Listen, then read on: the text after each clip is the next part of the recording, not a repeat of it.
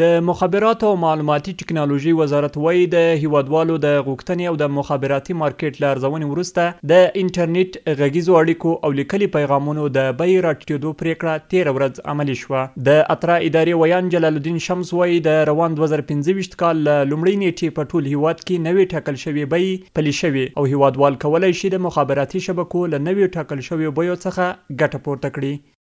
دا چې هیوادوالو په هیواد کې د مخابراتي بیو د جګوالي څخه شکایت کوو، دغه شکایت ته د رسیدګۍ په اساس باندې 2 کاله وړاندې په لومړي ځل د اترا ادارې لخوا ټولو مخابراتي شبکو د عواید او مصارفو تحلیل وشو. د دې تحلیل په اساس دوی ته د قیمتونو یو سقف وټاکل شو چې شرکتونه نشي کولی دغه سقف څخه لوړه بیې وټاکي.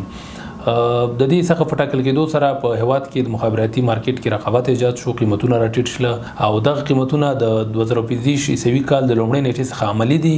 د دې په اساس باندې د 1 جی بي انټرنیټ قیمت چې په تیر سقف کې 18 افغانۍ ټاکل شوی هغه 95 افغانۍ شو.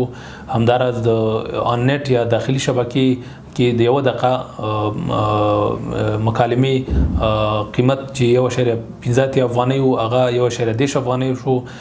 همداراز د بیرونی شبکې یا اف نت ته د زنګ 1 دقیقې قیمت 2.2 افغانۍ نه تقریبا 1.40 افغانۍ ته راټیټ شو. همداراز د لیکلي پیغامونو هم داخل د شبکه کې د 1.10 افغانۍ او بیرونی شبکې ته 1.40 افغانۍ وټاکل شو.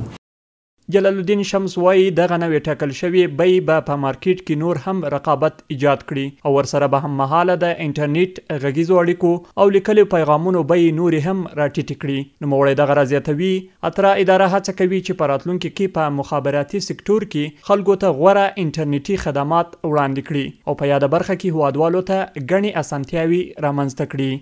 دغه نوي قیمتونه به په مارکیټ کې د رقابت نور هم ایجاد کړي، د سره به قیمتونه نور هم راټیټ شي. اترا اداره کوشش کوي چې مخابراتي مارکیټ کې رقابت ایجاد کړي تر څو قیمتونه راټیټ شي. او موږ تاسو ولیدل چې د تیر څخه په تعین سره په مارکیټ کې رقابت ایجاد شو، لوړې بستې په ډیرو ټیټو بیو باندې شرکتونو لخوا وړاندې شوې. همداراز د انټرنیټي بستې صوتي مکالمې چې خوشبختانه د دې نوي څخه په ټاکل کېدو سره به په راتلونکي کې قیمتونه نور هم راټیټ شي.